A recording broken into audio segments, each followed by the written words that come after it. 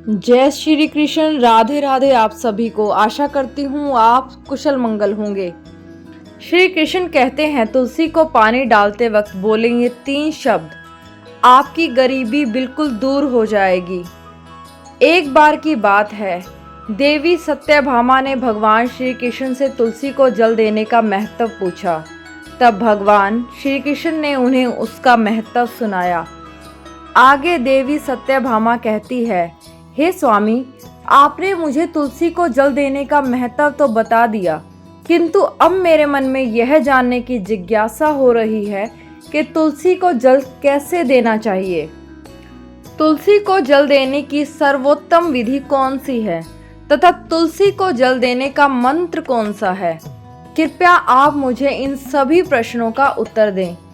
तब भगवान श्री कृष्ण देवी सत्यभामा से कहते हैं, हे प्रिय, जिस प्रकार से मैंने तुम्हें तुलसी का महत्व सुनाया है, उसी प्रकार से तुलसी को जल देते समय बोले जाने वाले मंत्र का भी बड़ा महत्व है। यह मंत्र केवल 3 शब्दों का ही है, किंतु इसका प्रभाव बहुत ही ज्यादा कल्याणकारी है। जो भी मनुष्य नित्य तुलसी को जल देते समय अपने मुख से केवल ये 3 शब्द बोल देता है, तो साक्षात लक्ष्मी उसके घर में प्रवेश करती है। उसकी दरिद्रता समाप्त हो जाती है, उसे धन धान्य की प्राप्ति होती है। वह मंत्र बताने से पूर्व मैं आपको तुलसी के इस मंत्र का महत्व सुनाता हूँ।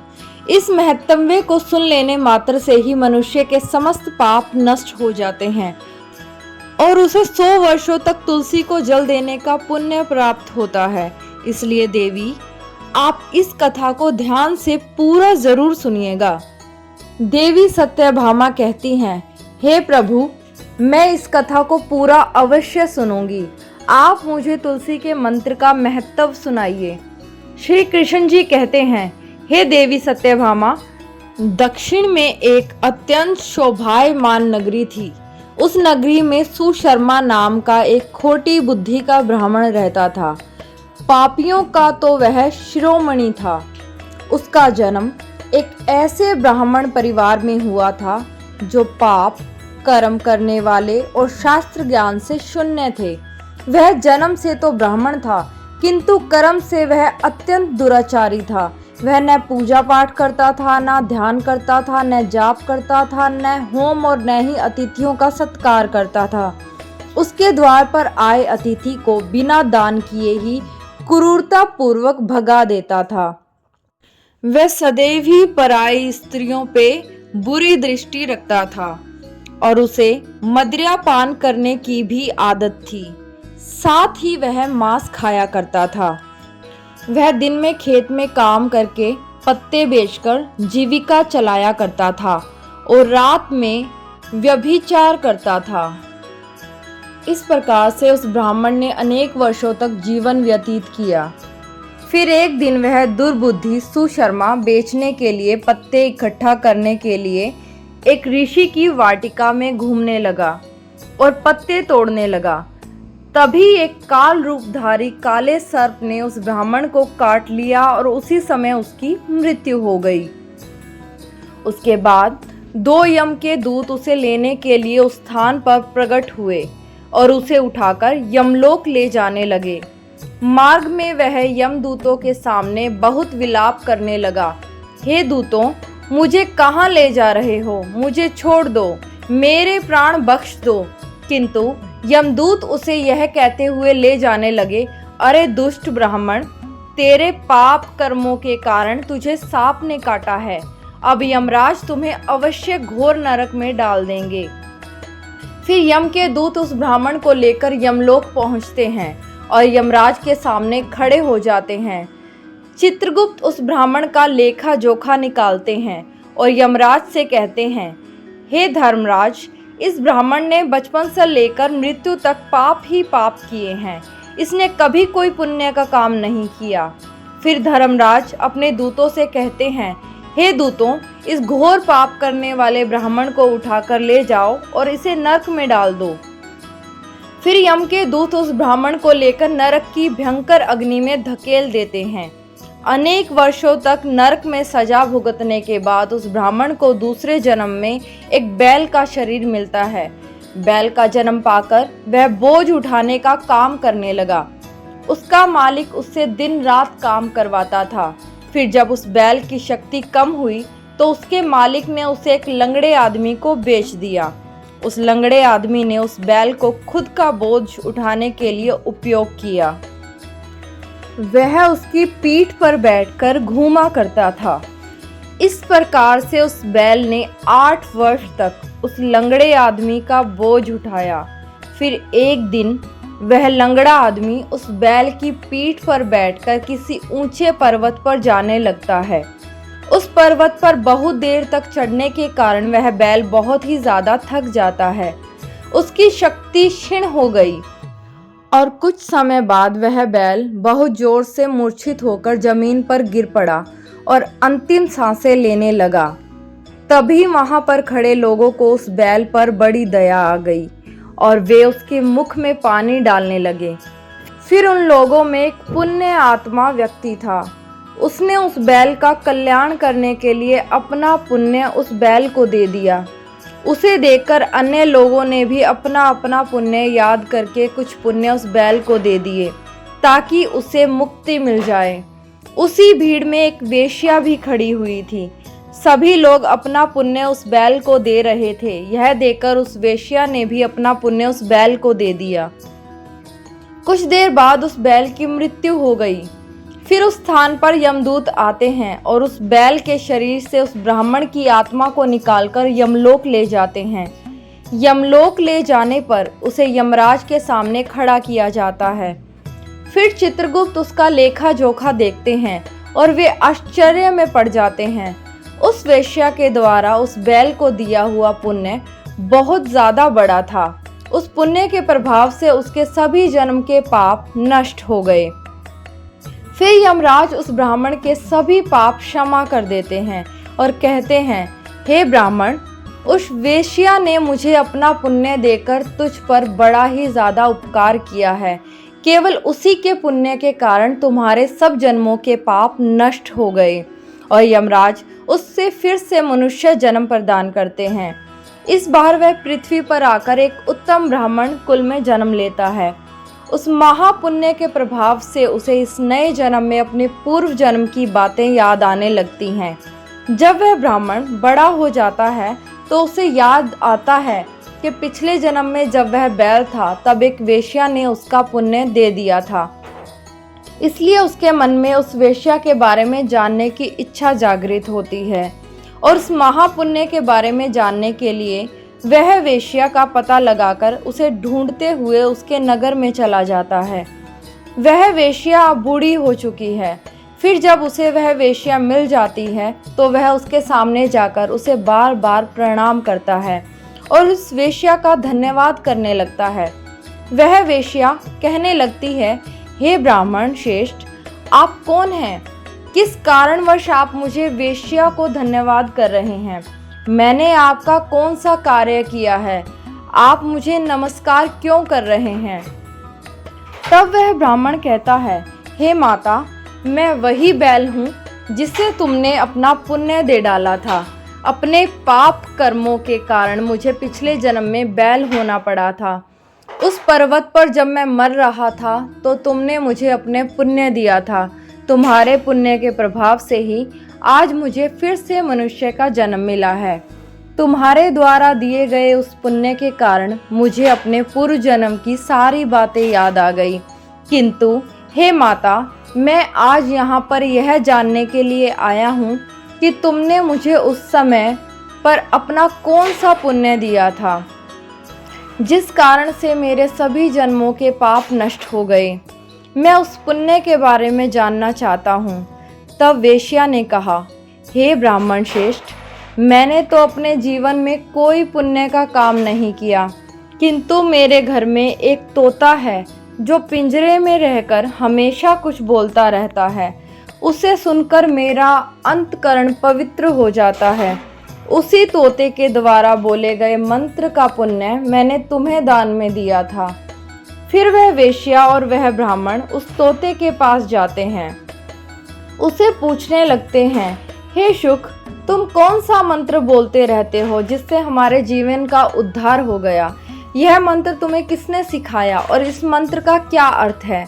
तब उस तोते ने अपने पूर्व जन्म का वृत्तांत सुनाया। वह तोता कहने लगा, हे ब्राह्मण श्रेष्ठ, पिछले जन्म में मैं एक ब्राह्मण था। मैं अपने ज्ञान के अहंकार में अंधा हो चुका था। मैंने कभी भी अपने गुरुजनों का आदर नहीं किया, सदैव ही उनका अपमान किया। मुझे अपने ज्ञान पर इतना अधिक घमंड हो गया था, जिस कारण से मेरे क्रोध बहुत अधिक बढ़ गया था और मैं सभी से द्वेष करने लगा, अन्य मनुष्यों को तुच्छ समझने लगा और विद्वानों का भरी सभा में अपमान करने लगा। फिर कालांतर मेरी मृत्यु हो गई और मुझे यमलोक ले जाया गया। पूज्य जनों और गुरुजनों का अपमान करने के कारण मुझे तोते के कुल में डाल दिया गया और मेरा जन्म एक तोते के रूप में हो गया। मेरे पाप कर्मों के कारण छोटी अवस्था में ही मेरे अपने माता पिता से वियोग हो गया। फिर मैं पेड़ की डाल पर बैठकर रो रहा था तो उसी स्थान से कुछ मुनि जा रहे थे। उन्होंने मेरी दयनीय पुकार सुनी और मुझे लेकर अपने आश्रम चले गए। वहाँ उस आश्रम पर उन्होंने मुझे एक सुंदर पिंजरे में रखा और मेरी अच्छी तरह से ख्याल रखा। वे मुझे नित्य भोजन दिया करते थे और पढ़ाते थे। उस स्थान पर वे ऋषि मुनि, उनकी स्त्रियां, उनके बालक सभी नित्य तुलसी के पौधे को जल देते थे और उसके सामने एक मंत्र का जाप करते थे। उन्हीं के मुख से बार बार उस मंत्र को सुनकर मैंने उसे रट लिया और तभी से मैं उस मंत्र का जाप करने लगा और वही मंत्र मैं दिन रात बोलता हूँ। उस मंत्र के प्रभाव से मेरी कभी मृत्यु नहीं हुई। मेरी आयु 100 वर्ष की हो गई। मैं इतने वर्षों तक जीवित रहा। इसी बीच एक रात को एक चोर उस स्थान पर आ गया और उसने मुझे वहां से चुरा लिया। फिर इस वेश्या ने मुझे उस चोर से खरीद लिया। इस वेश्या के घर पर आने के बाद भी मैं उस मंत्र का जाप करता रहा, जिसे सुनकर इस वेश्या का मन भी पवित्र हो गया और इसने वेश्या का काम छोड़ दिया और भगवान विष्णु की भक्ति करने लगी। उसी मंत्र के प्रभाव से मेरे पूर्व जन्मों के सभी पाप नष्ट हो गए और उसी मंत्र के प्रभाव से इस वेश्या का मन भी पवित्र हो गया। हे ब्राह्मण देवता, उसी मंत्र के पुण्य से आप भी पाप मुक्त हो गए। इस प्रकार से तोते ने उस ब्राह्मण को और उस वेश्या को सारा वृत्तांत सुना दिया, जिसे सुनकर वह ब्राह्मण और वेश्या दोनों ही अत्यंत प्रसन्न हो गए और फिर वे दोनों ही नित्य तुलसी को जल देकर उस मंत्र का जाप करने लगे। फिर वह तोता, वेश्या और वह ब्राह्मण तीनों उस मंत्र के प्रभाव से दिव्य विमानों में बैठकर विष्णु लोक को चले गए। श्री कृष्ण जी कहते हैं, हे देवी सत्यभामा, देखा आपने, केवल तुलसी के इस मंत्र के प्रभाव से उस तोते, उस वेश्या, उस ब्राह्मण के सभी पाप नष्ट हो गए। इसलिए प्रत्येक मनुष्य को रोज तुलसी को जल देते समय इस एक मंत्र का उच्चारण अवश्य करना चाहिए। हे देवी, वह मंत्र इस प्रकार है, इसे तुम ध्यान से सुनो। ओम वृंदावन स्वाहा, ओम वृंदावन स्वाहा। श्री कृष्ण जी कहते हैं कि जो भी स्त्री नित्य तुलसी के समक्ष इस मंत्र का उच्चारण करेगी वह सौभाग्यशाली बनेगी। जो भी पुरुष तुलसी के सामने इस मंत्र का उच्चारण करेगा उसे अक्षय धन की प्राप्ति होगी। जिस घर के सामने नित्य तुलसी की पूजा की जाएगी उस घर में साक्षात लक्ष्मी का वास होगा। तुलसी का यह मंत्र राज कल्पतरु है। यह समस्त फलों को प्रदान करने वाला है। अतः जो भी तुलसी के सामने इस मंत्र का उच्चारण करेगा उसे संपूर्ण सिद्धियां प्राप्त होंगी। स्त्रियों को सदैव ही स्नान करके अपने बाल धोकर मांग में सिंदूर भरकर नित्य तुलसी को जल देना चाहिए और इस मंत्र का उच्चारण करना चाहिए। रोज तुलसी के पौधे की परिक्रमा करनी चाहिए। इससे सभी दोष नष्ट हो जाते हैं। नित्य शाम के समय तुलसी के पास दीपक जलाना चाहिए और तुलसी के पास बैठकर भगवान विष्णु की आराधना करनी चाहिए। तुलसी के पास दीपक जलाने से मनुष्य को धन धान्य की प्राप्ति होती है।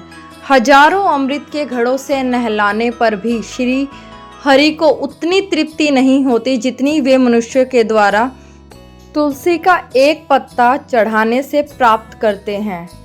10,000 गाय के दान से मानव जो फल प्राप्त करता है, वही फल तुलसी पत्र के दान से पा लेता है। जो मृत्यु के समय अपने मुख में तुलसी पत्र का जल पा जाता है, वह संपूर्ण पापों से मुक्त होकर श्री कृष्ण के धाम जाता है। श्री कृष्ण कहते हैं, पूर्णिमा, अमावस्या, द्वादशी और सूर्य क्रांति के दिन मध्याह्न काल, रात्रि और अशौच के समय तेल लगाकर बिना स्नान किए अथवा बिना हाथ पैर धोए रात्रि के वस्त्र पहनकर तुलसी के पत्ते तोड़ता है, वह महापाप होता है। श्राद्ध, व्रत, दान, प्रतिष्ठा तथा देव पूजा के लिए तोड़े हुए तुलसी पत्ते बासी होने पर भी 3 रात्रि तक पवित्र ही रहते हैं।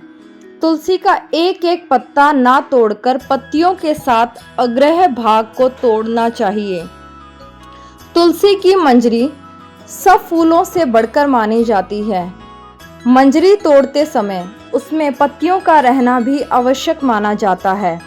पूज्य भाव से पौधे को हिलाएं, बिना तुलसी के अग्रभाग को तोड़ना चाहिए। इससे पूजा का फल लाख गुना बढ़ जाता है। तुलसी के पत्तों को कभी नाखून से नहीं तोड़ना चाहिए, इससे पाप लगता है। रात्रि में तुलसी के पौधे को स्पर्श ना करें अथवा उसके पत्ते ना तोड़ें, ऐसा करना अशुभ माना जाता है। रात्रि में तुलसी का पौधा निद्रा अवस्था में होता है, ऐसे में पत्ते तोड़ने पर आपको महापाप लगता है। गुरुवार के दिन तुलसी के पौधे में थोड़ा सा कच्चा दूध अर्पित करें। दूध चढ़ाते समय ओम नमो भगवते वासुदेवाय नमो इस मंत्र का जाप अवश्य करना चाहिए। तुलसी के पौधे के पास शालिग्राम रखें और उस पर तिल चढ़ाएं। पूजा में तुलसी और शालिग्राम को दूध में भीगी हल्दी का तिलक अवश्य करें। शालिग्राम पर तुलसी पत्र रखकर चंदन लगाकर रखना चाहिए। अगर कोई महिला मासिक धर्म से है तो वह तुलसी की पूजा ना करे। मासिक धर्म के दौरान तुलसी को स्पर्श करने से भी घोर पाप लगता है, इससे स्त्री की दुर्गति होती है। तो दोस्तों, इस प्रकार से भगवान श्री कृष्ण ने देवी सत्यभामा को तुलसी को जल देने के मंत्र का महत्व सुनाया। यह कथा आपको कैसी लगी, कमेंट करके अवश्य बताएं। अगर यह जानकारी अच्छी लगी तो वीडियो को लाइक जरूर करें। कमेंट में जय श्री कृष्ण, जय माँ तुलसी जरूर लिखें। साथ ही चैनल को सब्सक्राइब करें। आप सभी का धन्यवाद। आपका दिन शुभ रहे।